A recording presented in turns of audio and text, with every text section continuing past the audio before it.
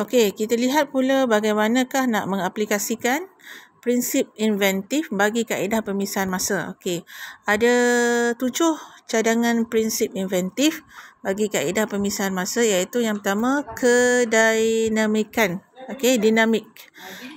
Konsep dia memecahkan satu objek kepada bahagian kecil yang boleh bergerak. Yang kedua, mengubah sesuatu bahagian objek daripada tidak bergerak kepada bahagian yang bergerak dan sebaliknya. Okey, contoh, meja makan berempat boleh dibesarkan menjadi meja makan berlapan. Ataupun steering kereta yang boleh diubah ketinggiannya. Ya, itu maksudnya kedinamikan.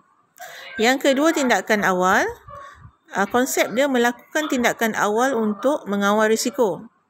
Contoh, beg udara di dalam kereta untuk mengurangkan risiko kecederaan ketika kemalangan. Okey, beg udara ni dia bila kita kemalangan ataupun berlaku hentakan yang kuat, beg udara tu akan keluar. Ini adalah tindakan awal. Okey, yang ketiga, tindakan berkala. Menukar tindakan berterusan kepada tindakan berkala. Contoh, lampu jalan menyala berkala mengikut waktu siang dan malam. Contoh dia lampu LED dekat tepi jalan tu, bila dia cuaca gelap, dia pun mula menyala lah. Okey, yang keempat, tindakan keterlaluan. Jika tindakan tidak diambil, lakukan tindakan yang sama tetapi secara berlebihan atau berkurangan agar dapat memudahkan penyelesaian. Okey, contoh, proses menabur serbuk gula di atas donat untuk mengurang atau menambahkan kemanisan. Okey, ini namanya tindakan keterlaluan, ya. Okey, yang kelima, pengembangan terma. Mengikut prinsip terma, iaitu pengembangan atau pengecutan terhadap sesuatu bahan. Contoh, pemutus litar yang menggunakan prinsip terma pemula lampu pendaflor.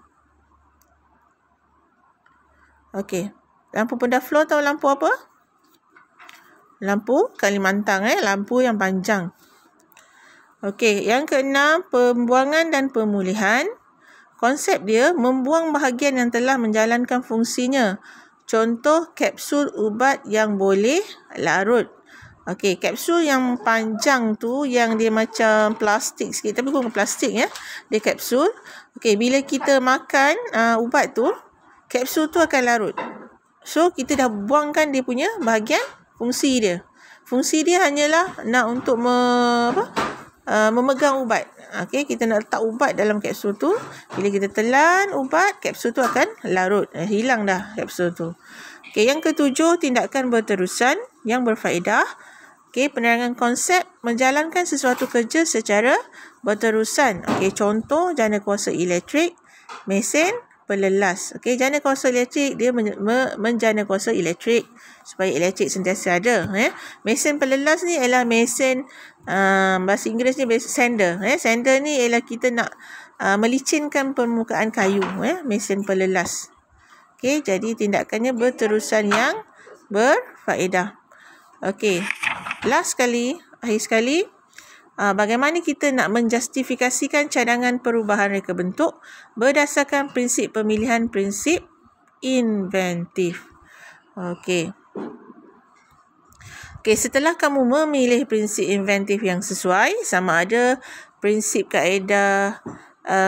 kaedah pemisahan masa atau pemisahan ruang, okey, kita buat pula cadangan perubahan reka bentuk berdasarkan kaedah yang telah dipilih.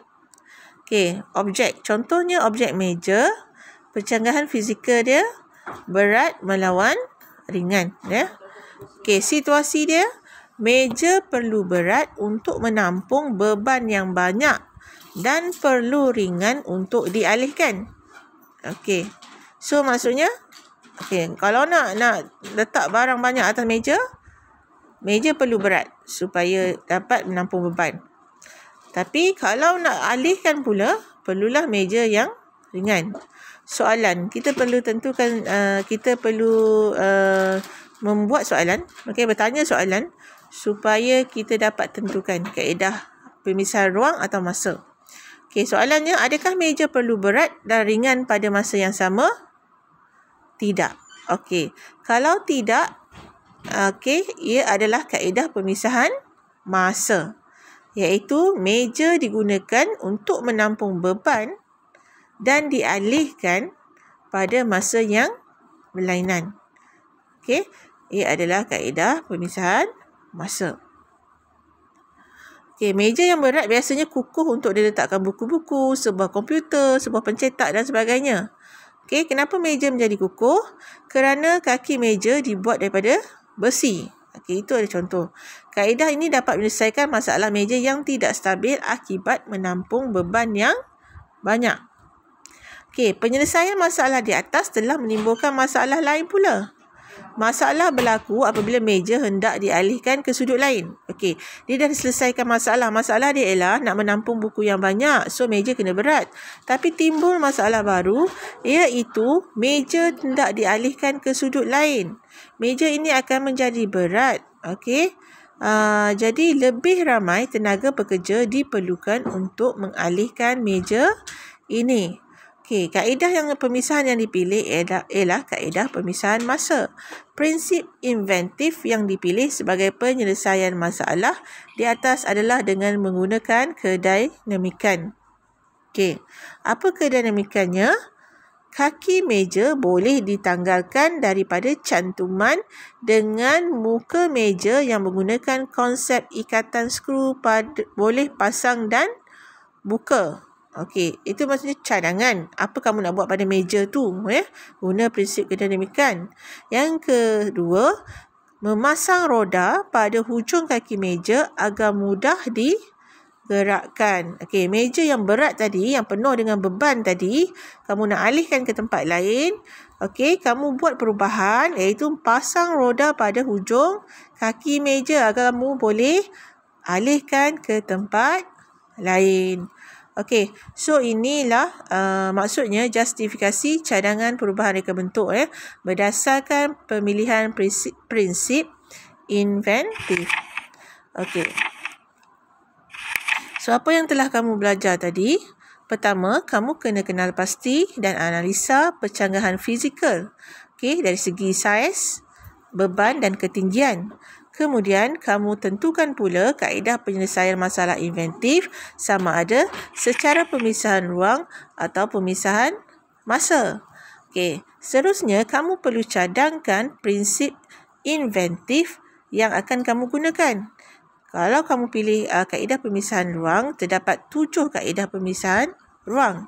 Okey, sekiranya kamu menggunakan prinsip inventif bagi kaedah pemisahan masa, terdapat 7 juga cadangan prinsip inventif. Akhir sekali, bila kamu dah kenal pasti ke semua kaedah, kamu perlu justifikasikan cadangan kamu. Okey, sekian.